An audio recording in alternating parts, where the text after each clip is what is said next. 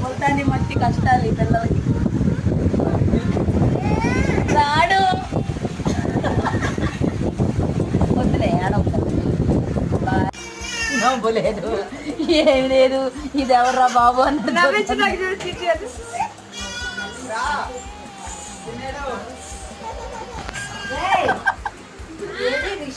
నవ్వు రావట్లేదు వస్తున్నాను పెద్దమ్మ నవ్వట్లేదు దీప్తి భయపడుతుంది అయ్యయ్యో ఏడుతుందేమో అత్త ఇటు